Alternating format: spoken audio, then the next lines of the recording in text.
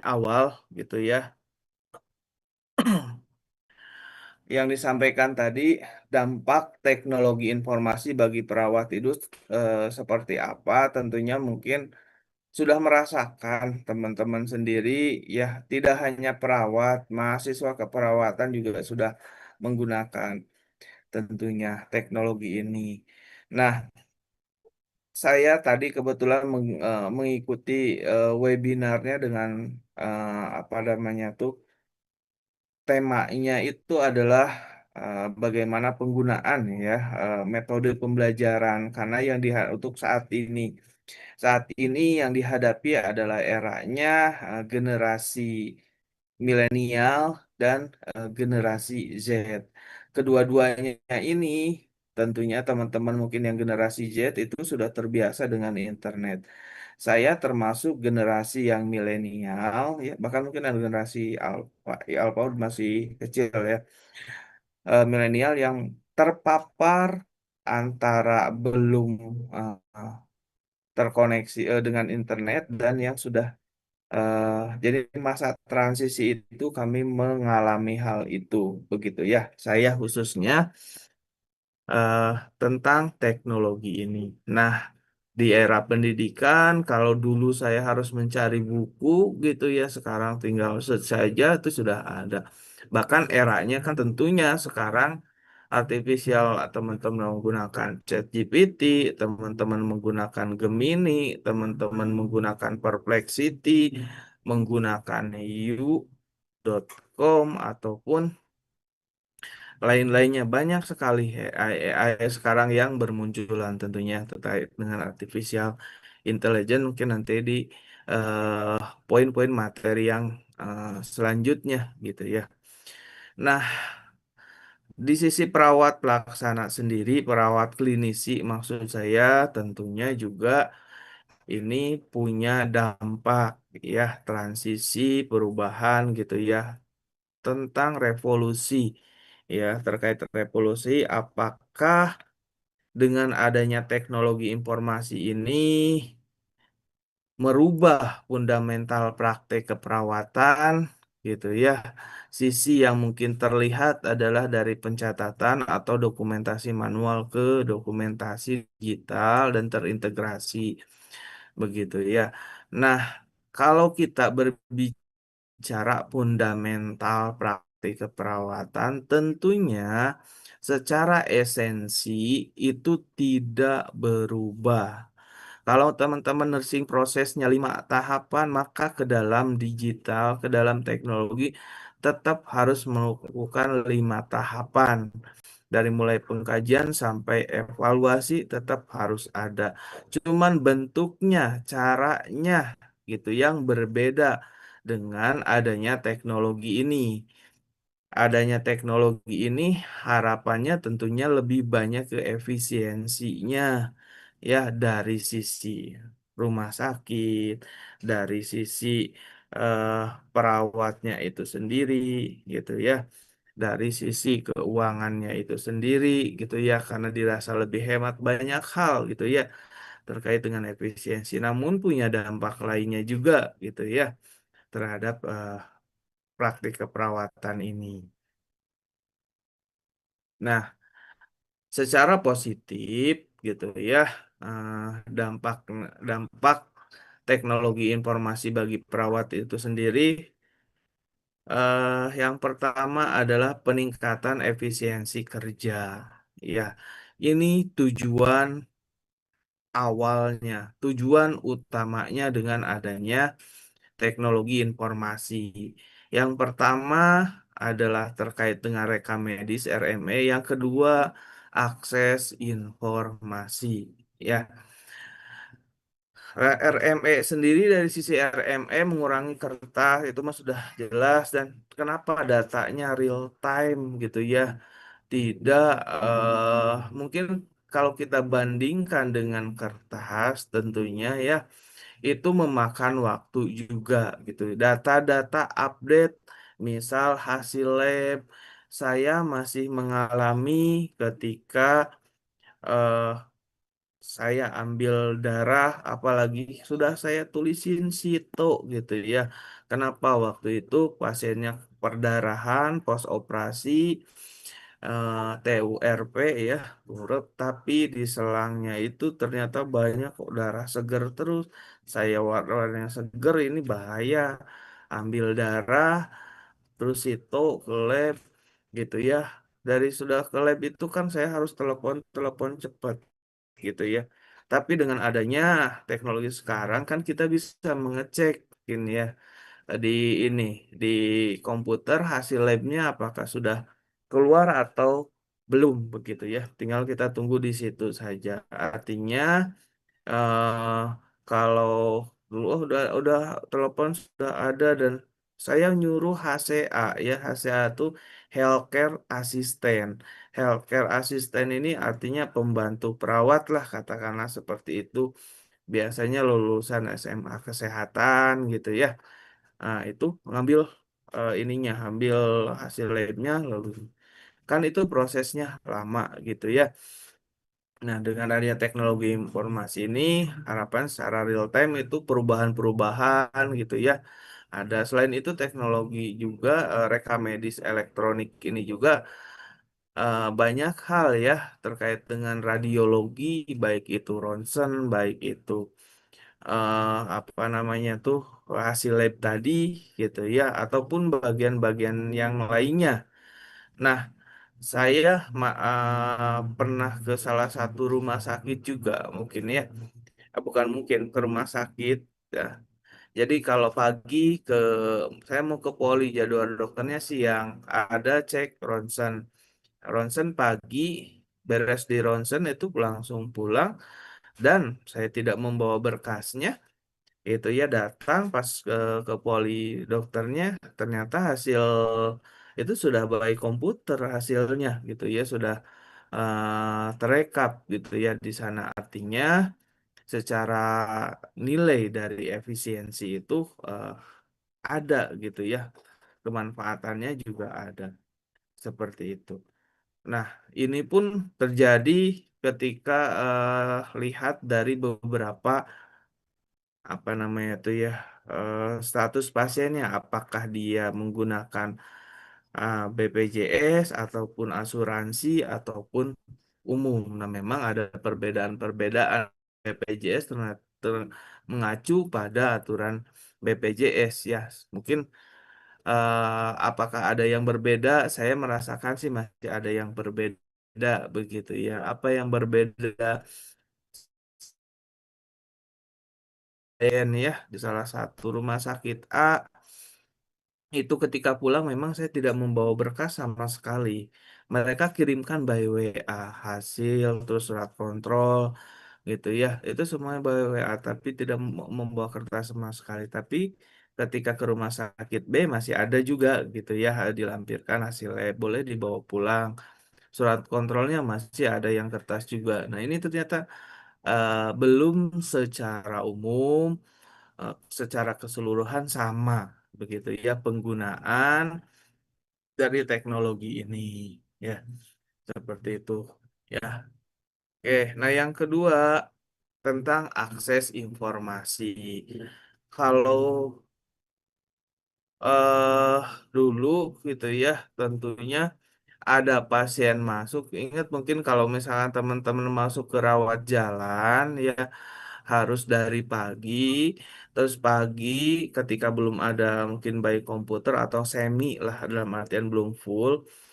Itu kan eh sebelum ke dokter, begitu pendaftaran, orang yang menghubungi RME, Medical Record, orang Medical Record bukan RME, MR-nya. Nah, dia mengambil berkasnya, mengambil berkas, begitu masuk ke dokter, berkasnya harus tertumpuk dengan sesuai dengan urutan-urutan pendaftaran. Nah, seperti itu gitu ya gambaran dulunya. Nah, sekarang tentunya kan melihat by komputer walaupun masih banyak juga yang semi-semi seperti ini masih yang masih menggunakan kertas juga ada gitu ya tapi by komputernya juga jalan gitu ya. Nah, ini memang ada perbedaan. Perawat dapat melihat riwayat pasien, hasil lab dan diagnosis dokter secara instan. Ya, ada perubahan-perubahan juga sama dilihat. Kalau ini dilihat dari sisi aksesnya gitu ya, seperti itu. Nah, RMP ini mempercepat alur kerja tentunya secara efisiensi dari waktunya. Perawat tidak perlu lagi mencari bekas rekam medis secara fisik tentunya. Ya, harapannya kan full nantinya digital. Walaupun dalam hati saya ya ada salah satu keganjalan dalam artian bukan saya tidak mendukung semuanya ke digital, tapi memang kita punya kewaspadaan ya terhadap data ini, keamanan data ini. Banyak juga problem-problem mungkin yang disampaikan di awal pernah saya sampaikan, khawatir ketika sistemnya rusak, ada backup atau tidak. Nah, itu yang kita tidak tahu tentang cyber dan sebagainya, begitu ya, data seperti itu. Atau disisipin ada virus dan lain sebagainya. Nah, itu juga kan luar biasa ya ketika menggunakan tidak menggunakan ketika menggunakan teknologi informasi mulus semuanya, kekhawatiran, kendala, masalah itu juga ketika membuat satu hal yang baru ya terciptanya mungkin masalah-masalah baru juga, begitu ya, seperti itu. Nah, yang kedua adalah efisiensi dalam manajemen tugas. Harapannya adalah dengan adanya teknologi informasi, apakah mungkin nanti yang teman-teman sudah bekerja, apakah ada otomatisasi jadwal, alokasi pasien, dan pengingat pemberian obat, apakah alarm digitalnya ada begitu ya sampai ke sana atau belum begitu ya sistem komputernya, karena mungkin sistem teknologi informasi yang dipakai juga berbeda-beda ya. Vendor yang dipakainya juga berbeda-beda, keinginan, kebutuhannya juga mungkin ada sedikit perbedaan begitu ya, sesuai mungkin dengan tipenya gitu ya rumah sakit, tapi secara umum mungkin ada kesamaan juga tentunya. Seperti itu. Otomatisasi jadwal, entah itu mungkin jadwal dokter, entah bukan jadwal dokter, itu mungkin jadwal perawat, begitu ya. Sip-sipannya, saya masih ingat juga ya berbagi mungkin sedikit cerita ya ketika mau mendekati akhir bulan, kami eh, mungkin termasuk saya juga selalu diminta gitu ya, Pak Yus, bantuin saya sama HN itu membuat jadwal dalam Excel, bagaimana cara membuat adil di situ gitu ya. Itu secara manual gitu. Memang ada template di Excelnya, tapi kita rubah-rubah-rubah, lihat permintaan cuti. Oh, si ini kira-kira bisa atau enggak, geser-geser-geser lagi gitu ya. Nah, dihitung jamnya, jam kerjanya, memenuhi nggak dalam sebulan ini sesuai dengan jam kerjanya, itu benar-benar dihitung gitu ya. Nah, ketika kita menggunakan teknologi informasi, banyak hal yang sebenarnya bisa diotomatisasi begitu ya. Nah, ini jika di teman-teman di rumah sakit yang sudah ada, apakah ini juga sudah gitu di seperti sampai seperti ini, otomatisasi dalam penjadwalan gitu ya, pembagian jam gitu ya sudah cukup atau bahkan ada yang berlebih jamnya gitu ya. Nah, itu mungkin nantinya ke manajemen ya, bagaimana mengalokasikan pasien gitu ya. Tentunya tiap hari yang berubah-berubah gitu ya. Eh, Kalau yang saya pernah alami sebelum masa ke transisi ke komputer gitu ya, bagaimana mengalokasikan pasien. Hal ini keterkaitan misalnya ada teman-teman jadi duty manager, kalau dulu masa ada di sini namanya supervisor atau supervisi begitu ya. Ketika datang pasien di IGD, dia pendaftaran, itu pendaftaran untuk rawat inap, maka dia akan masuknya ke duty manager atau supervisor. Pertama itu untuk nyari kamar. Nah, berarti supervisor ini mempetakan ya kamar-kamar yang kosong sesuai dengan kondisi pasien. Banyak hal yang wah luar biasa ya ketika terjadi seperti ini tuh. Ada pasien ketika penuh gitu ya.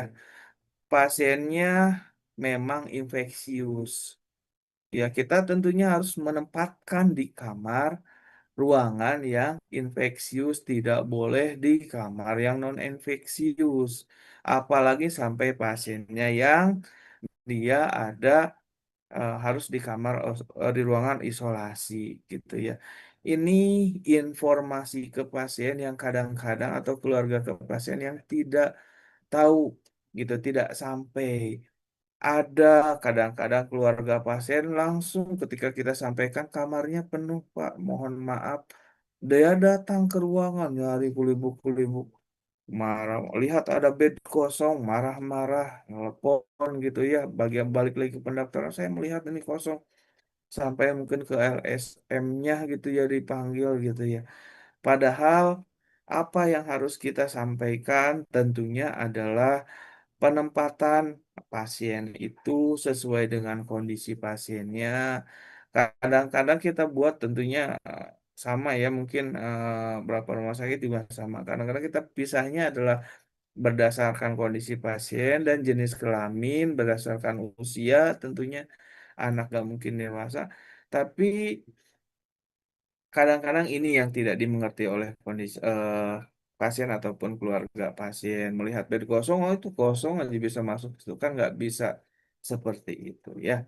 Alokasi pasien seperti itu mungkin yang dimaksud di sini adalah jadi tugas di duty manager, supervisor. Selain itu apalagi apakah komputer ini, teknologi informasi ini bisa mempetakan setiap harinya jumlah perawat dengan jumlah pasien tentunya ada perbandingan. Apakah bisa diotomatisasi gitu ya? Atau boleh pakai komputer tapi masih kita bisa edit manual gitu ya.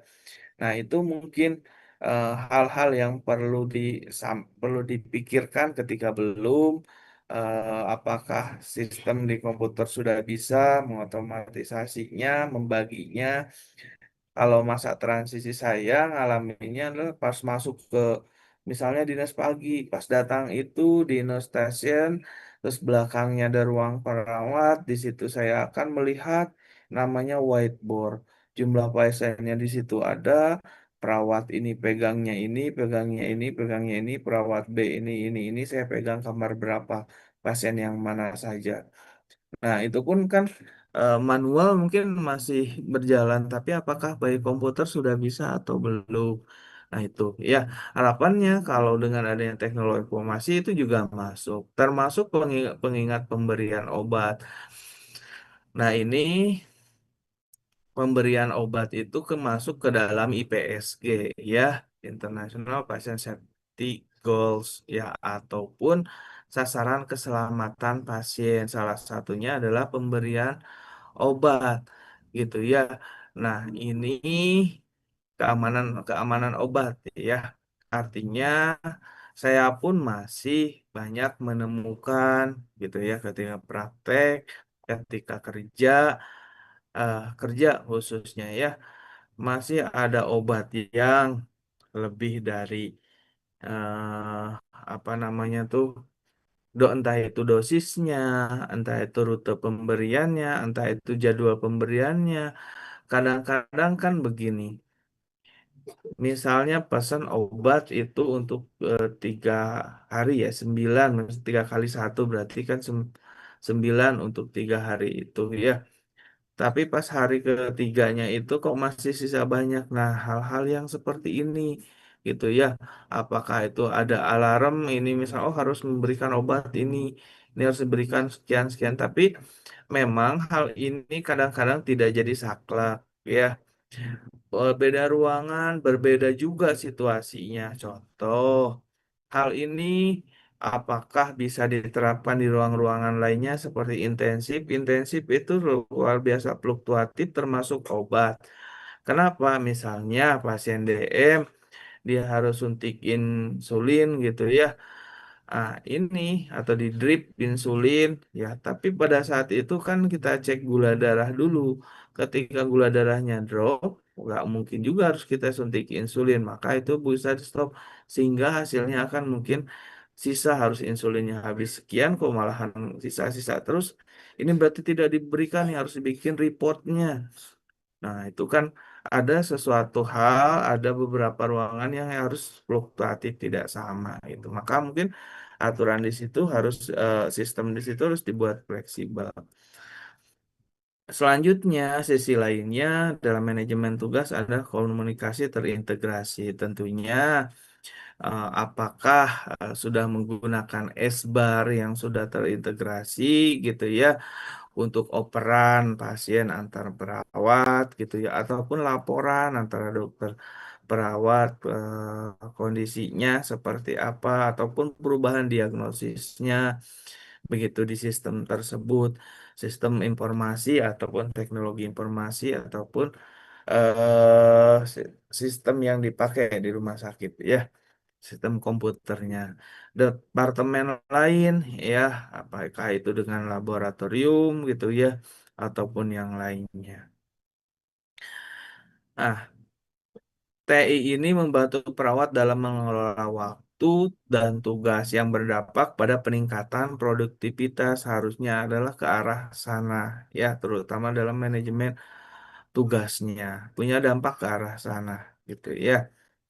Walaupun kenyataannya ada yang sudah terrealisasi secara utuh, baru sebagian ataupun mungkin hanya baru sekian persen gitu ya. Nah, selanjutnya dampak lainnya adalah potensi terhadap peningkatan beban kerja. Nah, ini ke arah negatifnya tentunya ya. Nah, dari kurva pembelajaran tentunya ya. Kenapa kok dalam kurva juga harus meningkat gitu ya pembelajaran? Ketika ada baru, entah itu alat baru, entah itu sistem baru, biasanya kalau alat harus ada pelatihan barunya atau minimal sosialisasinya, maka ini pun ya pembelajaran harus ada gitu ya. Dalam artian kalau dulu mah mungkin yang saya alami adalah ketika ada alat baru, saya dinas siang, ya harus datang pagi untuk mengikuti ini. Karena tidak bisa ditinggalkan pasiennya. Ketika si pagi beres shift, siangnya ikut pelatihannya. Nah, pembelajaran seperti itu. Ketika ada sistem, tentunya nggak bisa brek semuanya, tinggalin pasiennya di atur juga. Jadi kurva pelajaran juga fluktuatif begitu ya, peningkatan beban kerja.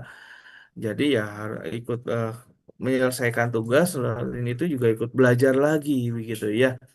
Nah, ke arah sana. Waktu pelatihan, proses transisi membutuhkan waktu dan pelatihan secara intensif.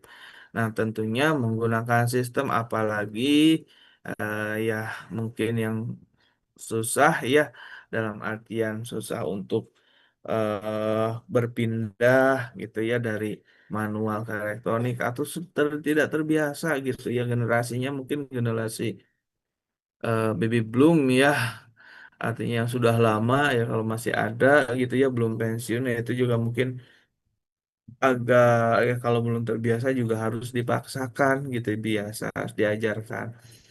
Nah, transisi ke sistem digital ini tentunya secara umum tidak selalu berjalan mulus. Seringkali ya ini penuh tantangannya, berbagai dinamika yang terjadi ketika ada perpindahan ini. Ya, dari sisi beban, capek, udah harus menyelesaikan kerja, sekarang ada sosialisasi sistem baru, harus pelatihan juga, begitu ya, ada alat baru komputer baru, sistem baru, mungkin ya seperti itu.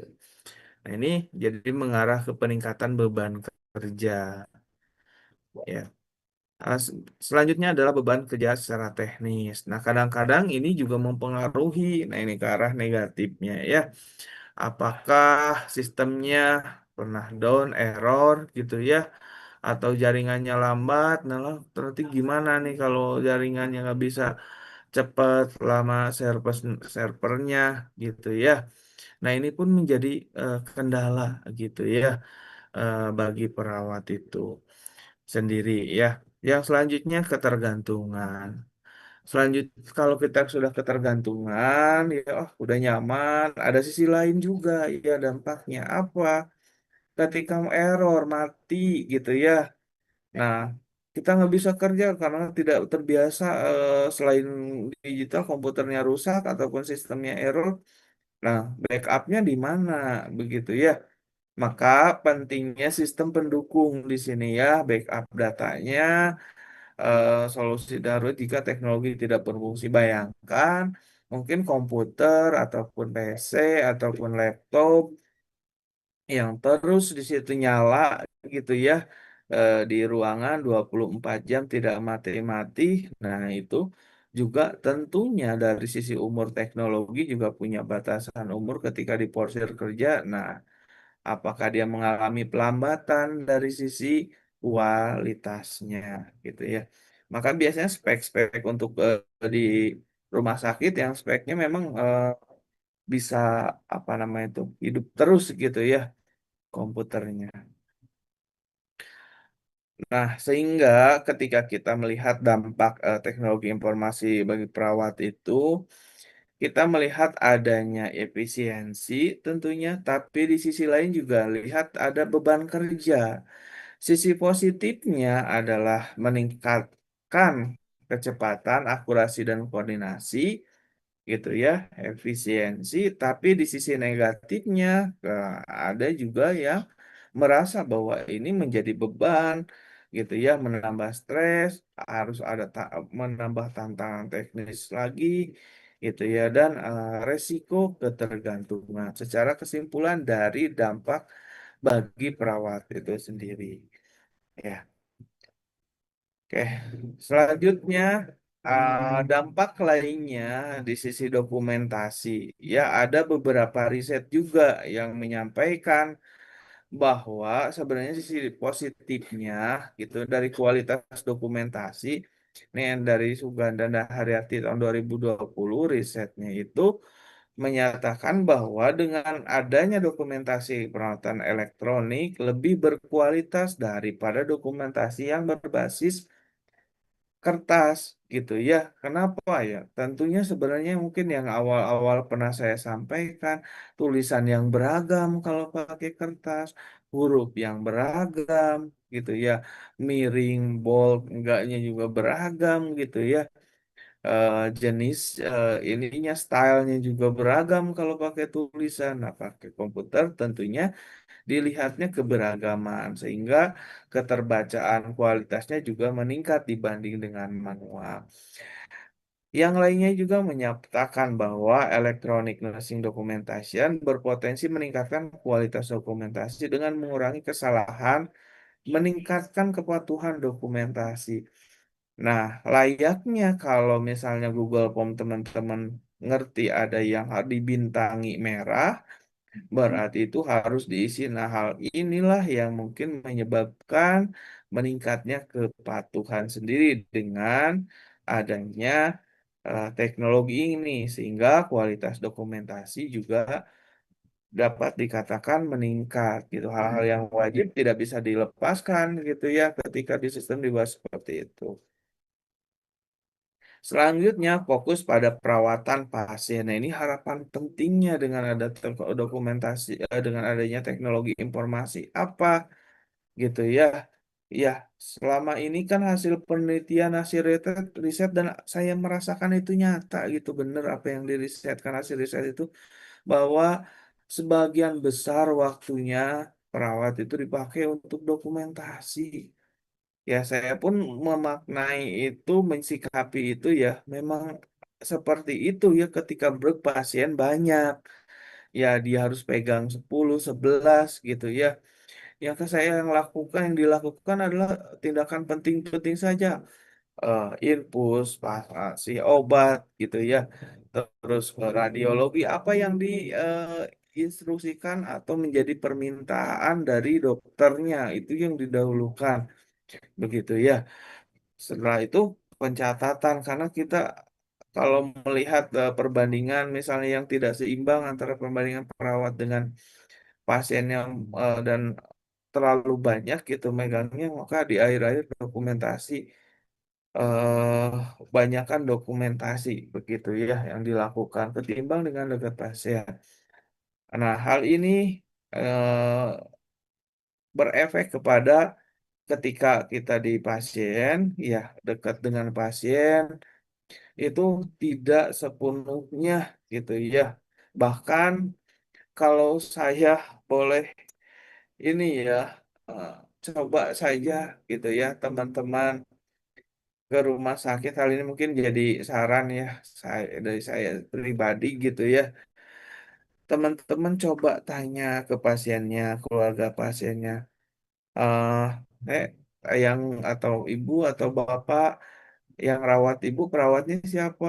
Kadang-kadang ada yang tahu, kadang-kadang ada yang enggak. Kalau ditanya dokternya pasti tahu, tapi ditanya perawatnya kadang ada yang tahu, kadang ada yang enggak.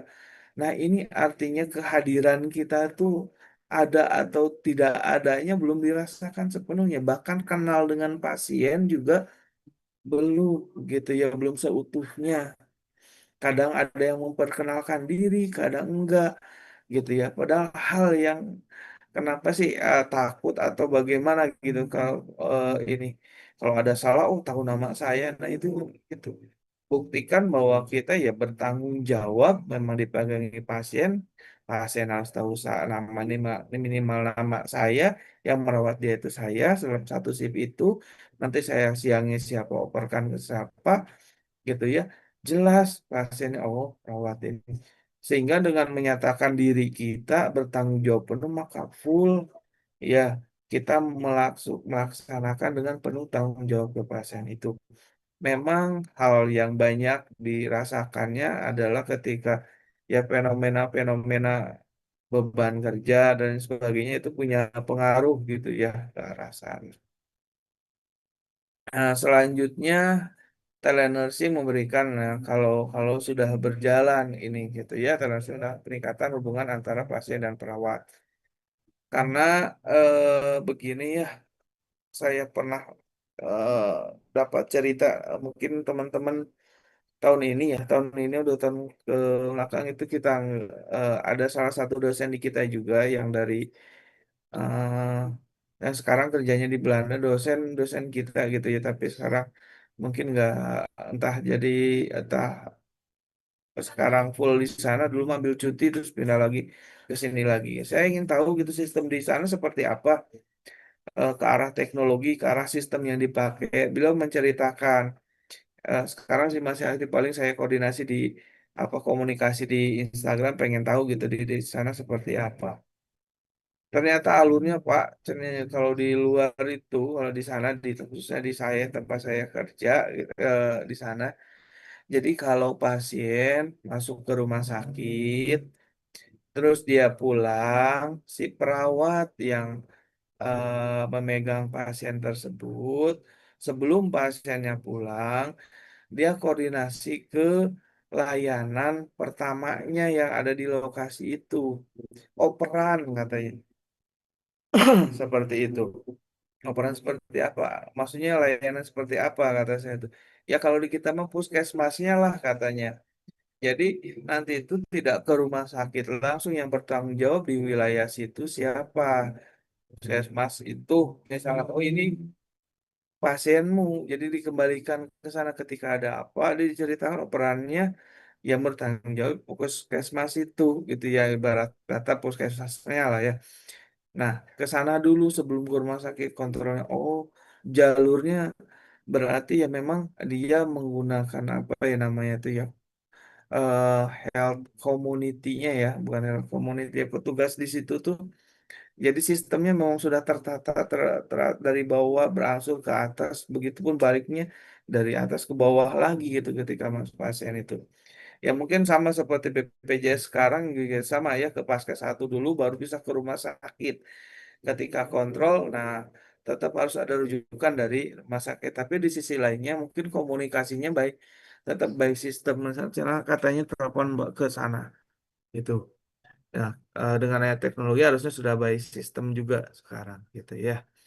Seperti itu. Nah, telenursing di sini tentunya adalah ketika pasien pulang, mungkin salah satunya adalah tetap dipantau. Kalau dulu tuh saya menjadi protap wajib ya ketika pasien pulang hari ini. Besok tuh saya harus ada checklist di situ buku telepon ya pasien yang pulang kemarin harus ditelepon hari ininya gitu ya. Entah sama saya ataupun perawat yang jaga di situ. Pokoknya yang perawat si pagi, siangnya itu harus telepon pasien-pasien yang pulang kemarin.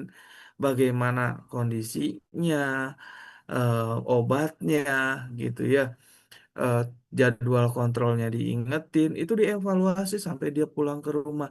Nah, ini salah satu bentuk telenursingnya. Kita yang menginfokan hal-hal yang tidak tahu, itu di follow up pasiennya. Selanjutnya, ketepatan waktu data pasien yang telah tersimpan di RNE dapat diakses oleh petugas kesehatan termasuk perawat yang bersamaan sehingga dapat meningkatkan kecepatan pelayanan. Artinya, tentunya ini yang dimaksud adalah adanya integrasi ya dengan sehingga eh, data tersebut pun real time bisa dibuka gitu ya. Oke, selanjutnya pemberian obat gitu ya. Pemaparan teknik berupa elektronik medication management namanya banyak gitu ya. Apa katakanlah ini elektronik medication management sistem informasi untuk meningkatkan keamanan obat dan manajemen pasien aman. Ya, hal ini tentunya sudah mungkin sudah tidak berlaku lagi ketika pasien mau beri beli apa namanya beri obat, pasien dikasih resep, keluarga pasien yang ke farmasi ambil obat, bawa lagi ke ruangan rawat inapnya, kasihin obatnya. Kan itu sudah tidak relevan ya seperti itu. Apakah masih ada atau tidak gitu ya. Nah, baiknya mungkin kalau menggunakan sistem tentunya. Kalau ke poli aja gitu ya, setelah beberapa rumah sakit dua atau tiga itu sudah by komputer ya masuk. Misalnya ke poli masuk terus berobat. Kita tidak tahu obatnya dia dokternya tinggal ini aja, tinggal selaku pasien gitu ya. Ngetik di situ terus transfer ke farmasi, buka di farmasi itu sudah kecatat. Saya tidak membawa apa-apa, langsung diarahkan aja ke farmasi itu ketika selesai dari poli gitu ya. Begitupun selesai misalnya rawat inap silahkan ke farmasi untuk ambil obatnya. Jadi sudah by system seperti itu kita. Nah, ini ternyata hal ini dengan adanya teknologi ini juga menurunkan angka kesalahan pemberian obat juga gitu ya. Kenapa dikatakan hal yang seperti ini? Mungkin dari sisi hal lainnya adalah jumlah obatnya, dosis obatnya tercantum secara jelas di dalam rekamedik gitu ya. Di situ permintaannya, terus pemberiannya, dosisnya ya kalau sampai sedetail itu. Oke. Emang kesalahan-kesalahan pemberian obat banyak, Pak. Kalau saya merekap mungkin ya biasanya ya tadi banyak gitu. Entah itu salah dosis, entah itu salah pemberian, rute pemberian gitu ya. Maka di situ pentingnya sebenarnya double check ya. Entah itu bagaimana sistemnya yang dipakai di rumah sakit masing-masing, tapi saya rasa ketika ada sistem double check itu punya ini lebih ya. Misalnya begini, saya memberikan obat A ke pasien ketika mau memberikan, saya minta teman saya double check dulu, betul ini, maka ada tanda tangan double check dulu gitu ya, atau konfirmasi di double check sama si ini, itu oke, barulah ke pasien. Pasien juga cek lagi pasien identifikasi pasien. Jadi double check, entah itu obat-obatan di oplosnya, gitu ya, dicampurnya, gitu ya, dilarutkan ataupun obat-obatan oral gitu ya apakah ini perlu ditumbuk atau tidak gitu ya nah hal-hal yang seperti itu ya nah kesalahan-kesalahan ini bisa diminimalisir tentunya dengan adanya rekamodik di sisi farmasi ya.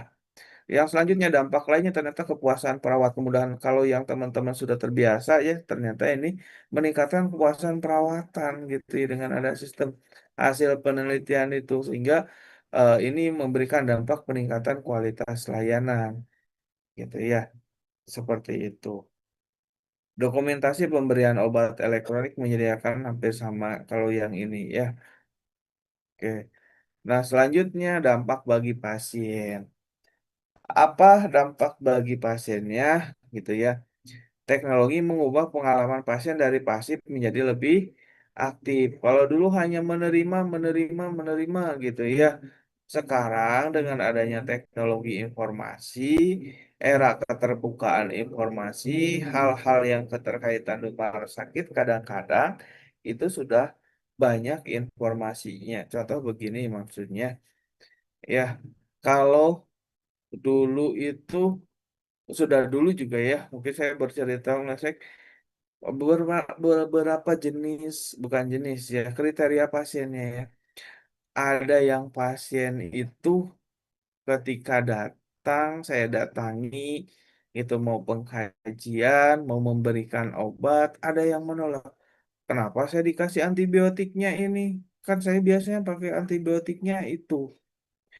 Eh, Terus eh dia searching, googling, dia kan pegang tab gitu, tablet itu ya, dia searching, jadi aktif dia banyak nanya. Jadi sisi kritis pasien lebih banyak gitu ya. eh Dia mencari penyakitnya itu sendiri dan harus dikasihnya ini, tapi kenapa kok saya beda? Maka yang dulunya dia nggak ngerti gitu kalau dulu pasiennya misalnya dikasih obat ini, udah yang penting ini obat ini untuk kesembuhan. Karena mungkin mencari eh, obat itu kan pengobatan pada penyakit dia sendiri terbatas gitu. Kalau sekarang kan eranya terbuka, buka Google, buka eh ketikan di situ juga terbuka semuanya begitu ya, hampir semuanya. Nah, ini sehingga perubahan peran pasien pun ini ya berubah gitu, yang tadinya pasif sekarang bisa aktif, proaktif karena dia banyak terpapar informasi dan kemudahan terkait dengan informasi gitu ya. Pasien pun aktif dengan mungkin dari mulai mendaftar, mencari informasi dokter dan lain sebagainya. Akses informasi dan edukasi portal pasien. Nah, ini mungkin ke arah website. Pasien dapat melihat hasil lab, jadwal janji temu, dan riwayat kesehatan. Nah, ini tergantung dari eh, sistem yang dibangun, ya, diperuntukkan untuk siapa, ini boleh melihat atau enggak. Atau hanya misalnya hasil yang dikirimkan by WA, gitu ya. Karena kalau melihat ya beberapa ada yang dia menggunakan untuk portal pasien, mendaftar, setelah itu dia ada yang di aplikasinya itu akun dia gitu ya, terlihat rekaman dianya. Tapi ya memang sisi yang dari sisi pasiennya saja, tidak semua semua yang misalnya aktivitas keperawatan dapat terlihat, enggak. Itu hasil lab, hasil lainnya gitu ya. Aplikasi kesehatan memberikan informasi ke edukasi tentang kondisi kesehatan. Banyak ya aplikasi gini yang dibuat. Pasien lebih mandiri dalam pengelola kesehatannya. Harapannya dengan keterbukaan informasi ini. Arahkan saja. Makanya mungkin banyak poin-poin edukasi di dalam sistem informasi yang disampaikan di situ.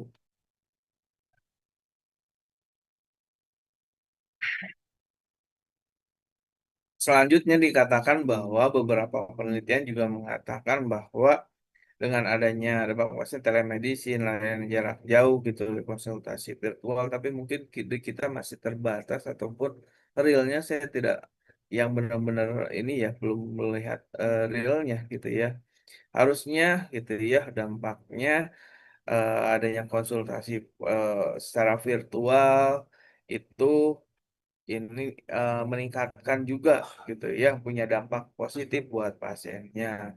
Pemantauan jarak jauh, alat-alat yang bisa dipakai jarak jauh, misalnya tekanan darah ataupun gula darah yang dilaporkan kan banyak gitu ya. Kalau kemarin saya melihat itu ada salah satu inovasi juga yang dibuat bahwa untuk mengecek kadar gula darah itu tidak perlu dari darah, tapi dari scanan gitu ya, menggunakan infrared gitu. Tapi itu pengembangan belum belum saya lihat publikasinya gitu ya. Tapi wacananya ke arah sana. Nah, jadi atau enggak saya tidak tidak mendapatkan informasi lanjutannya. Telemedicine dalam mengatasi hambatan geografis, tentunya ini punya dampak buat pasien. Selanjutnya, pentingnya keamanan data. Nah, ini dampak lainnya adalah dari sisi keamanan data ya, datanya sensitif ya, rekam medis digital berisi informasi pribadi yang makanya ini melindungi data pasien tentunya ya, jangan sampai terekspos gitu walaupun data pasien langsung di rumah sakit websitenya keluar semua datanya kan nggak boleh seperti itu gitu ya.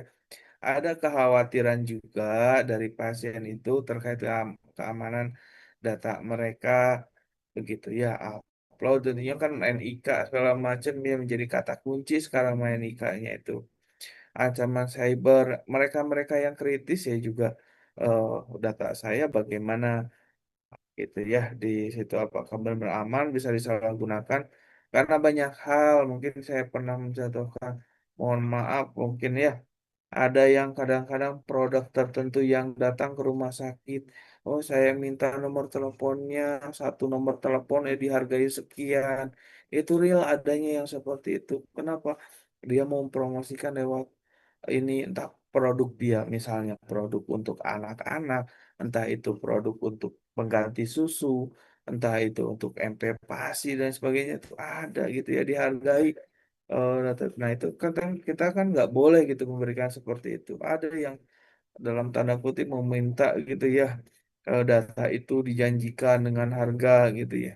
Kita nggak jual beli data pasien nggak boleh seperti itu. Dengan kemudahan akses muncul risiko besar yang harus dikelola. Ya,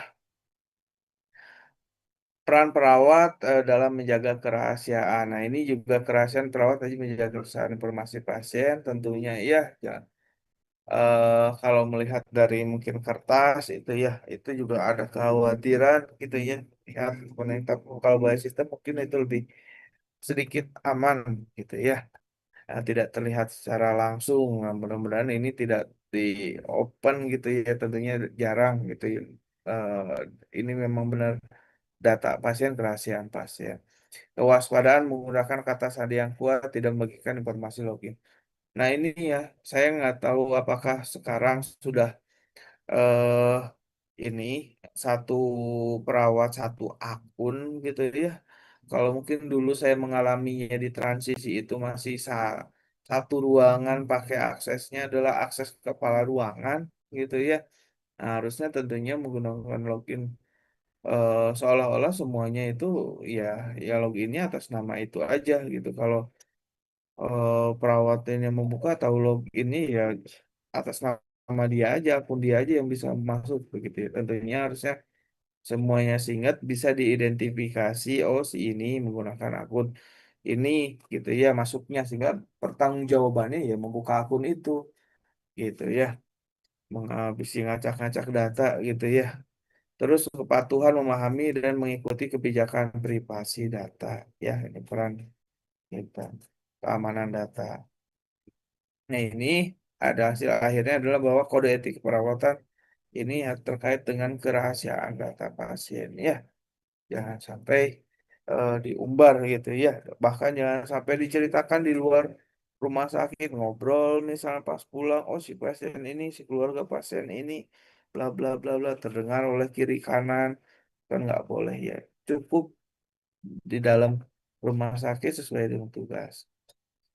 Nah, sehingga dampak bagi pasien adalah antara akses dan keamanan. Akses, pasien bisa lebih teredukasi, gampang melihat aksesnya. Tapi sisi negatifnya tentang kebocoran data, privasi gitu, itu juga jadi kekhawatiran keamanan data ini bagi pasien dampaknya. Nah, kita masuk ke poin dilema etik ya dan permasalahan.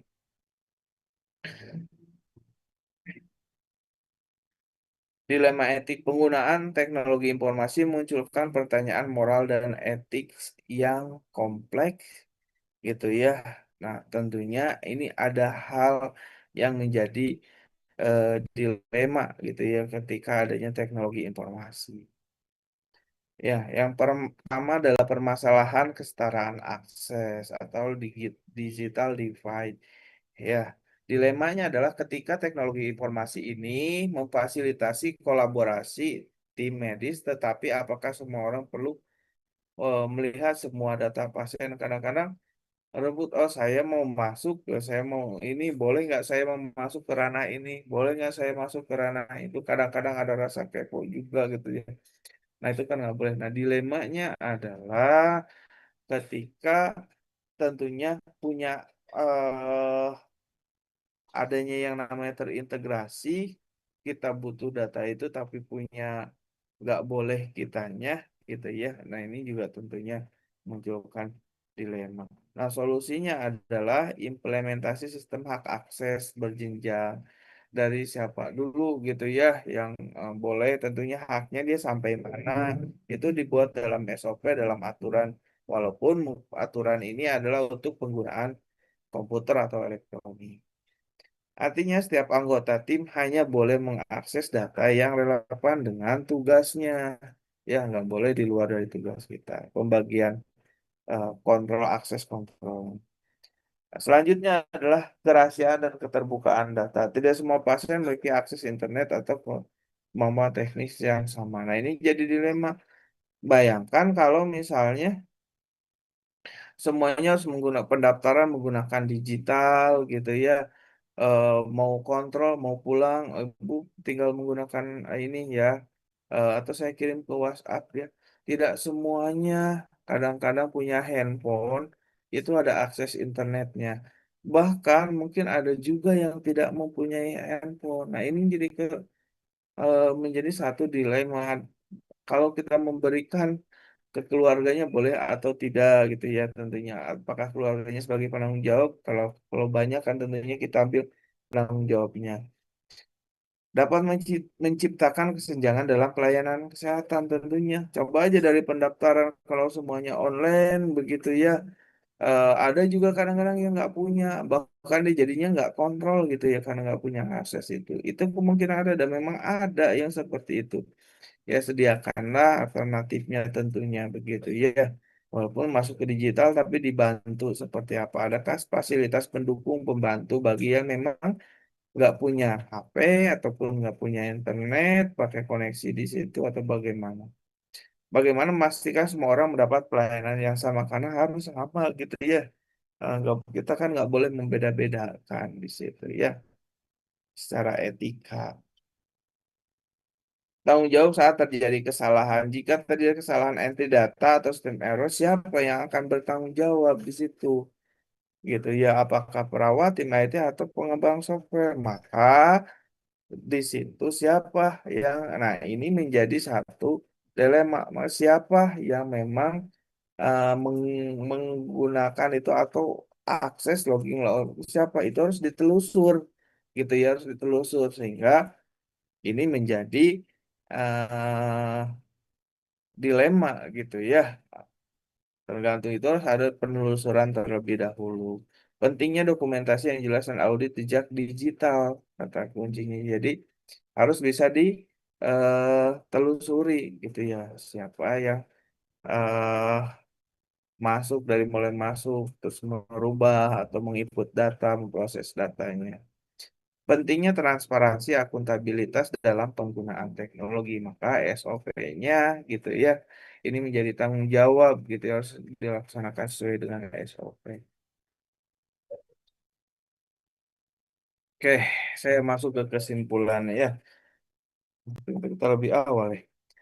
Teknologi adalah alat, tentunya bukan